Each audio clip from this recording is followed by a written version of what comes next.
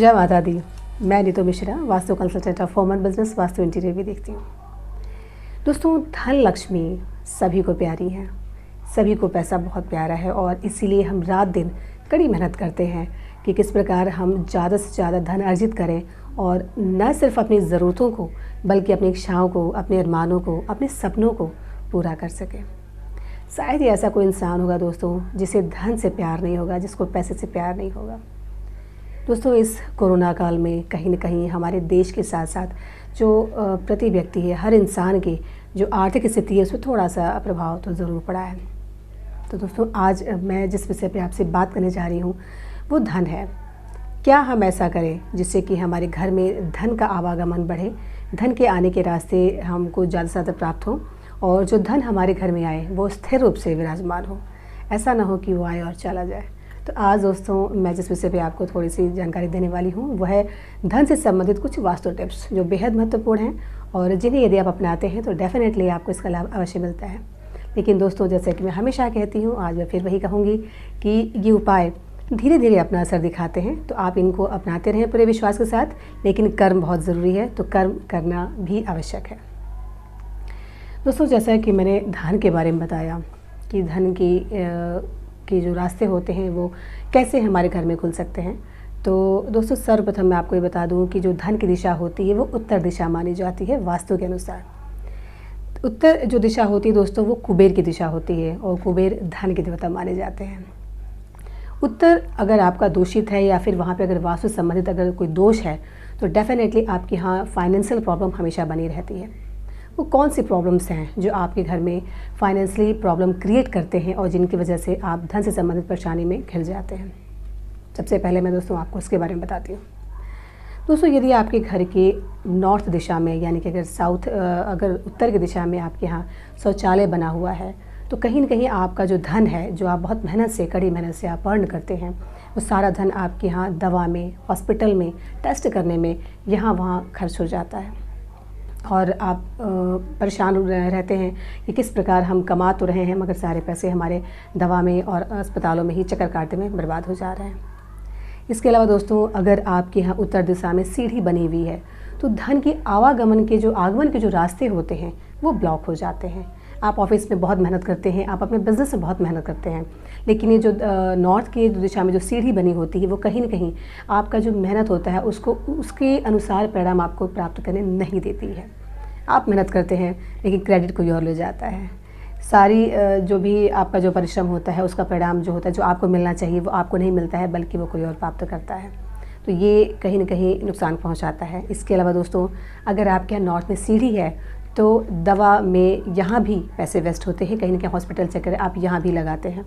तो दोस्तों, नॉर्थ में कभी भी सीढ़ी नहीं होनी चाहिए, ये नुकसान करता है। धन से संबंधित आपकी जो समस्या है वो आपकी लाइफ में क्रिएट करता है।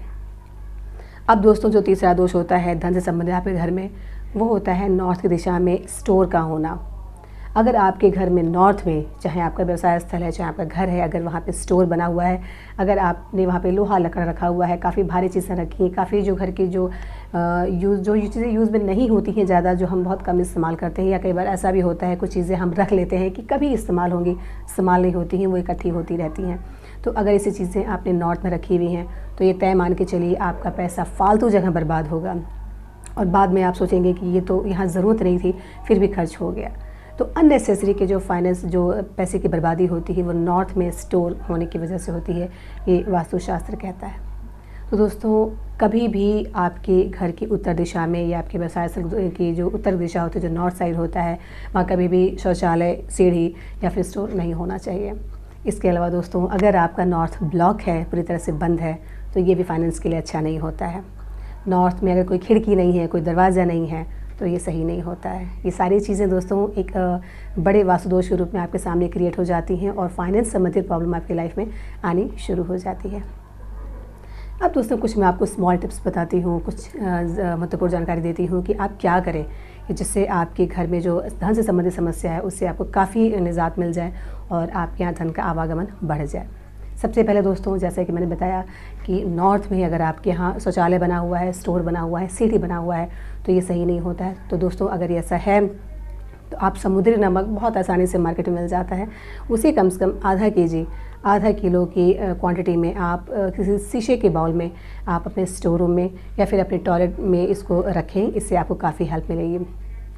इसके अलावा दोस्तों नॉर्थ की जो दिशा होती है, अगर वहाँ पे कोई खिड़की है या कोई दरवाज़ा है तो कोशिश करें कि ज़्यादा से ज़्यादा उसे खोल के रखें, एटलीस्ट कुछ घंटे तो ज़रूर खोल के रखें, ये बहुत ज़रूरी है। नॉर्थ का बिल्कुल ब्लॉक होना आपके घर में धन के आवागमन को ब्लॉक करना होता है, तो खिड़की या दरवाज़ों को खोल के रखें। इसके अलावा दोस्तों जिस अलमारी में आपने अपने पैसे, अपने गहने, अपने जो आपका कैश बुक है, जो चेक बुक है, जो प्रॉपर्टी के पेपर्स हैं वो रखे हुए हैं, वो अलमारी हमेशा दक्षिण दिशा में रखें और जब वो खुले तो नॉर्थ फेस खोलें, क्योंकि दोस्तों जैसे कि मैंने बताया कि नॉर्थ कुबेर की दिशा है। तो अगर आप इस तरह से अपनी अलमारी को प्लेस करते हैं तो डेफिनेटली आपके यहाँ धन से संबंधित जो आपके घर में परेशानी है उससे आपको काफ़ी हेल्प मिलती है, निजात मिलता है उससे। तो अपनी अलमारी जो है वो दक्षिण दिशा में रखें और उत्तर फेस रखें, ताकि जब वो खुले तो उत्तर के मुख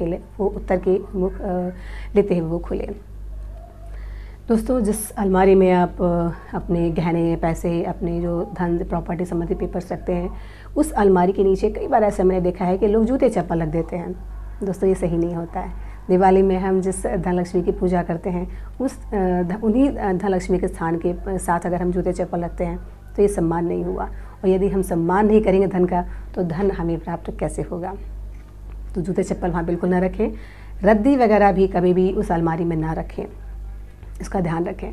इसके अलावा दोस्तों अपनी तिजोरी को कभी भी खाली ना रखें, उसमें कुछ न कुछ हमेशा कुछ पैसे या कुछ चांदी की सिक्की या कोई ना कोई चीज़ हमेशा उसमें रखी रहें। ऐसा ना हो कि पूरी तरह से ब्लैंक हो जाए। कुछ भी डालें, कोई सोने के आप ज्वेलरी डाल सकते हैं, चांदी कुछ नारियल होते हैं चांदी के या चांदी के सिक्के, सब चीज़ें कुछ आप उसमें ज़रूर रखें। कुछ पैसे, कुछ जो नकद होती है ज़रूर डाल के रखें, पूरी तरह से खाली ना करें। इसके अलावा दोस्तों आप अपने तिजोरी में शीशे चिपका सकते हैं, क्योंकि ये मल्टीप्लाई करता है और ये डेफिनेटली आपको फ़ायदा देता है। दोस्तों कई बार ऐसा भी होता है कि हम जब पैसे गिनते हैं तो अक्सर हम थूक लगा के गिनते हैं। दोस्तों शर्मिंदगी वाली बात है, ये बहुत ही कॉमन सी चीज़ है, कई लोगों को मैंने ऐसा करते देखा है, लेकिन ये गलत है। जिस धन की हमको इतनी ज़रूरत होती है, जिस धन को हम प्राप्त करने के लिए इतने लालायित रहते हैं, जिस धन लक्ष्मी की हम पूजा करते हैं, उनको अगर हमको गिनना है तो उसके लिए थूक का इस्तेमाल करना निःसंदेह शर्मिंदगी भरी चीज़ है। ऐसा बिल्कुल ना करें। कुछ महिलाओं की आदत होती है पैसे कहीं भी रख देती हैं, कहीं फ्रिज पर रखा होता है, कहीं किचन रखा होता है, कहीं भी उठा के वो पैसे को रख लेती हैं। ये सही नहीं होता है। पैसों की एक जगह होती है, एक तिजोरी में ही पैसे को रखें, पैसे को यहाँ वहाँ कभी भी ना रखें, कहीं भी उठा के डाल दिया, ये चीज़ सही नहीं होती है। तो इसका ध्यान रखें कि कभी भी पैसे हर जगह ना रखें, तिजोरी में ही रखें, उसको सम्मान दें। पर्स में जो वॉलेट पेपर आप अपने साथ रखते हैं, पर्स में कभी भी फालतू चीज़ों को इकट्ठा ना रखें। आप उसमें पैसे रखते हैं तो बहुत से कई बार ऐसा होता है कि कुछ फालतू के पेपर्स होते हैं, कुछ जो यूज़ में जिनकी ज़रूरत नहीं होती है, उन्हें भी पर्स में डाले रहते हैं। ये सही नहीं होता है। वॉलेट पेपर को अपने नीट एंड क्लीन रखें, उसमें जो बहुत ज़रूरी पेपर्स हैं वही रखें। और अभी मंत्रित सरसों आता है जिसको कि ओम श्री नमः लक्ष्मी जी के मंत्र के जाप के साथ मंत्रित किया जाता है। उस पीली सरसों के कुछ दाने आप अपने वॉलेट पेपर में डाल सकते हैं, इससे आपको लाभ मिलेगा धन से संबंधित।